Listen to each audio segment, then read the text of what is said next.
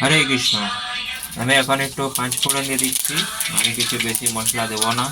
আচ্ছা, আগে আমি আলু আর ইঁচড় হচ্ছে হালকা করে রেখে দিয়েছি, একটু তেলে কষে নিয়ে রেখে দিয়েছি। আচ্ছা, এর মধ্যে একটু জিরা দিয়ে দিলাম। দেখুন, মশলা আমি বিশেষ কিছু দিই না, আদা, টমেটো, লঙ্কা আর ফোড়ন এই দিয়েই রান্না হবে, আর কিচ্ছু দেওয়া যাবে না। এটাই হলো আমার বক্তব্য।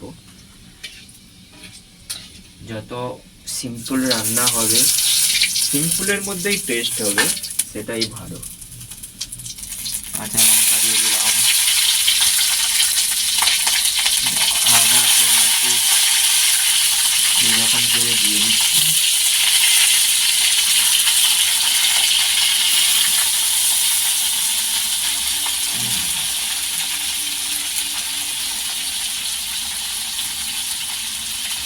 লবণ দিয়ে দেবো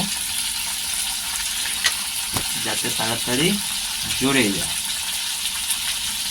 তাড়াতাড়ি জড়ে গেলে তবে জিনিসটা কম গ্যাসে খরচে তাড়াতাড়ি হয়ে যাবে। এবার এটা একটু নাড়িয়ে দেবো, এটাই গ্রেভি গ্রেভি হয়ে যাবে। হালকা করে ঢাকিয়ে দিই, তাহলে ফটাফট হয়ে যাবে। বলো কিছু।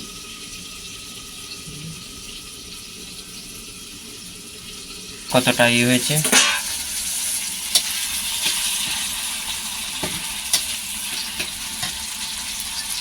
গরম বলে দিই, আমি সবসময় চেষ্টা করি নিজ বুদ্ধিতে ভগবানের সেবার জন্য। আমি একটু রান্না জানিও না, আর আমি কারোর থেকে দেখেও শিখিও নি,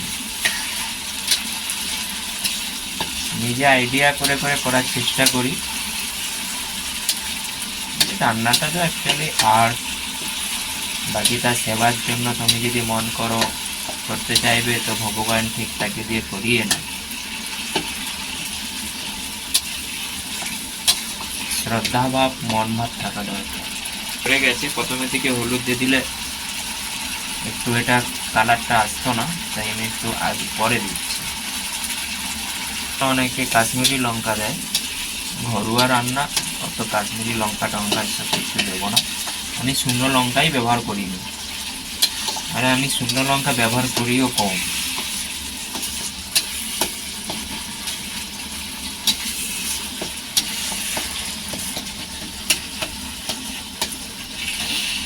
এর মধ্যে এই গ্রিন এটাতে কোনো থাকবে না, মানে নো অনিয়ন নো গার্লিক, যে এখানে লেখা থাকবে এরকম আপনারা দোকানে দেখে নিয়ে নিতে পারেন। দোকানে থাকে না সচরাচর, অনেকে শাহি গরম মশলা ব্যবহার করে।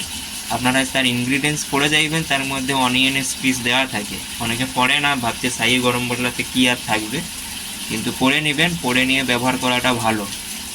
কেননা অনেক ডিভোটিদেরকে দেখেছি শাহি গরম মশলা ব্যবহার করছে, কিন্তু তার মধ্যে লেখা থাকে। যাই হোক, এটা সবজি মশলা, নো অনিয়ন নো গার্লিক, পিছনে ইনগ্রিডিয়েন্টস দেওয়া থাকে, আপনারা পড়ে নেবেন। এটা হালকা করে একটু ছড়িয়ে দেবো, এটা একটু বেশি না, অল্প। বেশি দিলে আবার এর গন্ধ মানে এতটা তীব্র হয়ে যাবে, ভালো লাগবে না।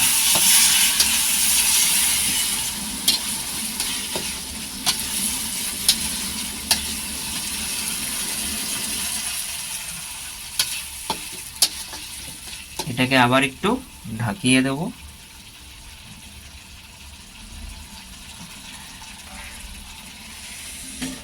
বা ঢাকনাটা খুলি, হালকা করে দিন, দেখতে পাচ্ছেন না সাইডে একটু তেলটা ছেড়ে দিয়েছে। বেশি তেল দিলে তাহলে বোঝা যেত তেলটা ছেড়েছে।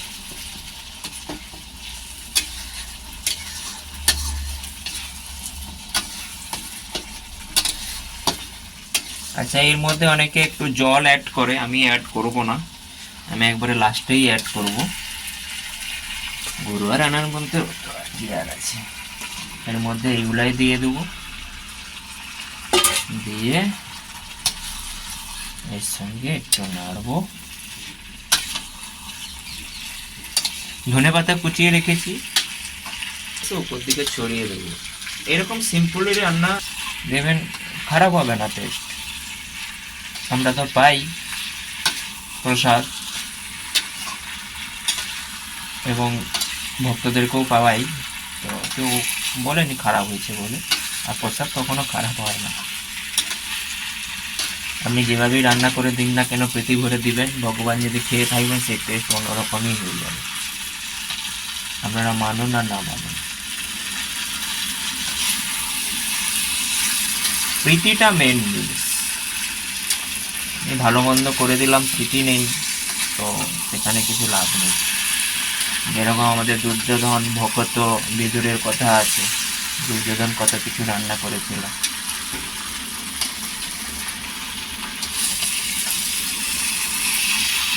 দুর্যোধন একজন ভক্ত ছিল, আর ভক্ত বিদুরও একজন ভক্ত ছিল, তো এখানে তো দুজনেই তো ভক্ত।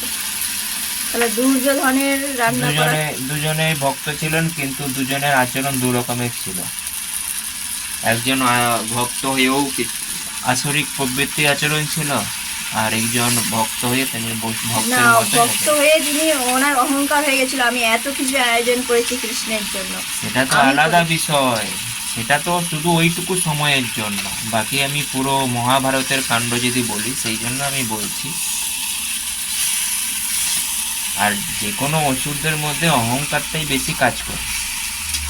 অসুর জিনিসটা কি, এটা সাধারণ মানুষের মধ্যে কি আর অসুরতা নেই? সবার মধ্যে অসুরতা আছে। অহংকার মানেই অসুর, আর অহংকার থাকলেও তো সে মানে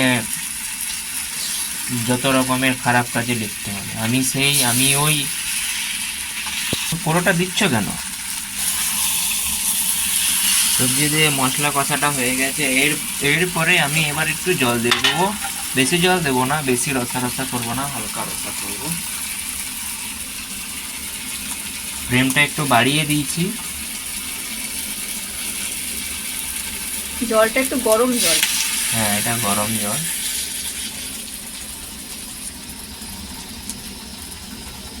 প্রথমে হালকা একটু জল দিয়ে নাড়াই।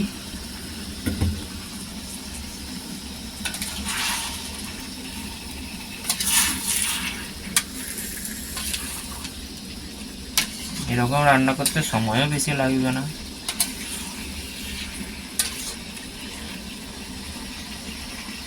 যত কম মশলার মধ্যে সুস্বাদু করা যাবে ততটাই ভালো। বেশি মশলাদার ভালো নয়। খেতে ভালো কিছু সময়ের জন্য, বাকি তার ভোগান্তিটা অনেকটা টাইম থাকে।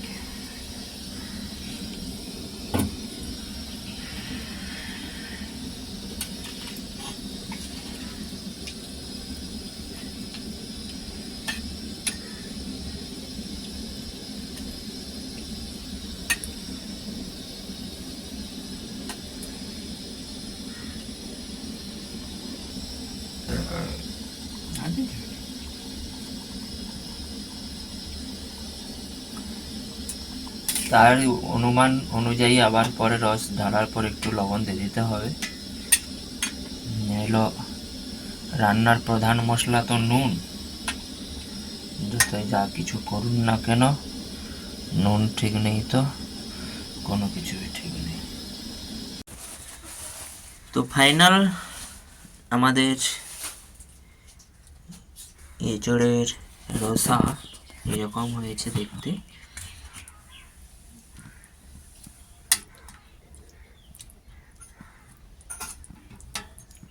বেশি রসও নয়, হালকা রস।